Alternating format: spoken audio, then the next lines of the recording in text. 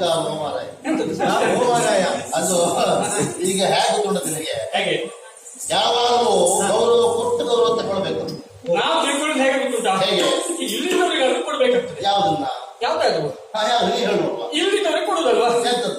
ಯಾವ್ದಾದ್ರು ಈಗ ನಿನ್ನ ಕೈಲಿ ಹಣ ಇಲ್ಲಿದ್ರೆ ಹಣ ಇದ್ದವ ಒಬ್ಬ ಕೊಡುದು, ಹೌದಾ?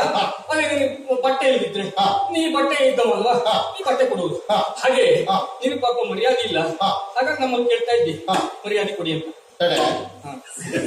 ನಿನ್ನಿಂದ ದೊಡ್ಡವರು ಇರ್ತಾರೆ, ಮನೆಯಲ್ಲಿ ಇಟ್ಕೊಳ್ಳುವ. ನಿಮ್ಮ ಅಪ್ಪನೋ ಚಿಕ್ಕಪ್ಪನೋ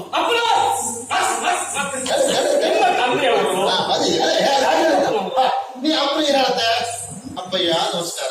ಹೌದು, ನಮಸ್ಕಾರ ಅರ್ಥ ಏನು? ಅವ್ರಿಗೆ ಗೌರವ ಕೊಡುದು ಅಂತ. ಅಪ್ಪನಿಗೆ ಗೌರವ ಇಲ್ಲ ನೀವು ಕೊಡುದಾ? ಮರ್ಯಾದೆ ಇಲ್ಲ ನೀವು ಕೊಡುದಾ? ಹಾಗಾದ್ರೆ ಅದು ಅಲ್ಲೇ ಇರ್ಬೋದು, ಪ್ರಾಯ ಅಂತಿರ್ತದೆ.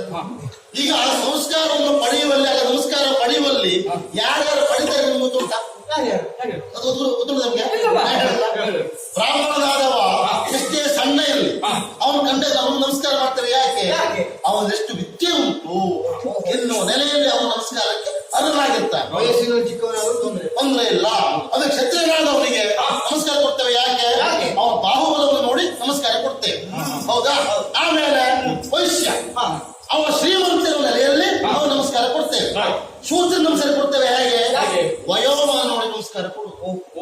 ನನ್ನ ವಯೋಮಾನಕ್ಕೂ ನಿಮ್ಮ ವಯೋಮಾನಕ್ಕೆ ಲೆಕ್ಕ ಹಾಕಿದ್ರೆ ನನ್ನ ಮೊಮ್ಮಕ್ಕಳ ಪ್ರಾಯ ನನಗೆ ಮೊಡಮಾಡ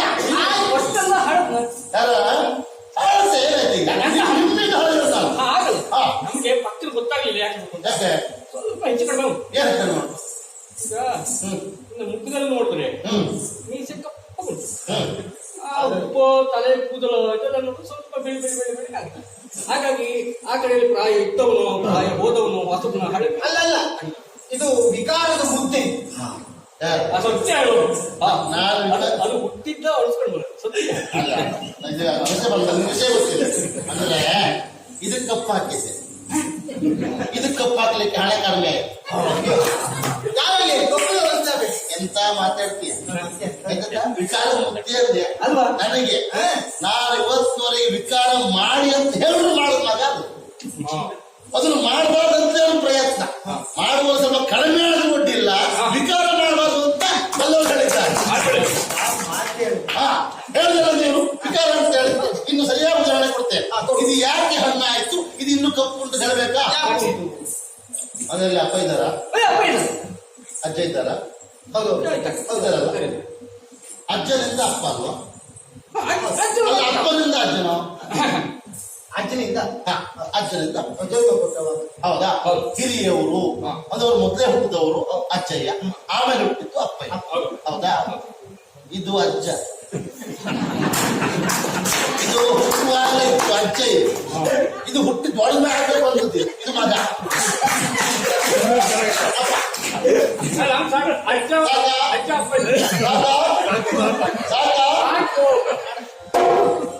ಈಗ ಒಂದು ತೊಂದರೆ ಇಲ್ಲ. ಈಗ ಕೆಲಸ ಮಾಡು, ನಿನಗೆ ಗೌರವವನ್ನು ಕೊಡ್ತೇವೆ.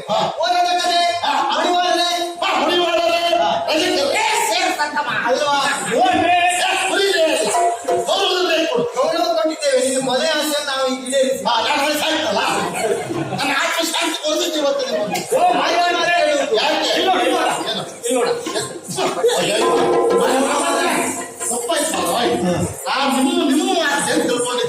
ಈಗಲಾಗ ಗೊತ್ತಾಯ್ತು ನಾವು ಸರಿ ಉಂಟಲ್ಲ, ಸರಿ ಉಂಟು. ಅಯ್ಯೋ ನಿಮ್ದು ವಾಸ್ತೆ ಪರಿಮಳ ವಾಸ್ತೆ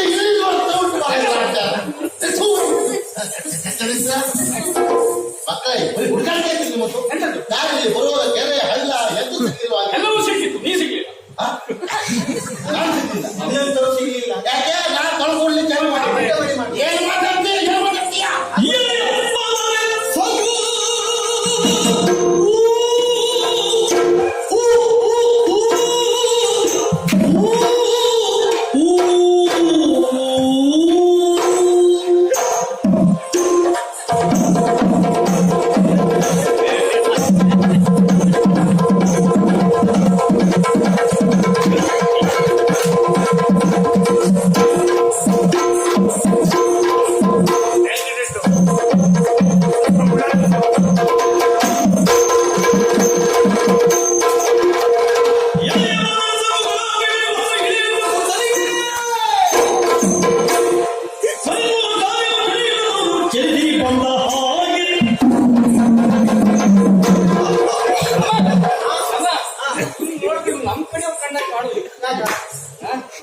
ಆವೇಶ ಆಗುವುದು. ಏನು ಜಗ್ಗಿ ಉಂಟು ನಾನು.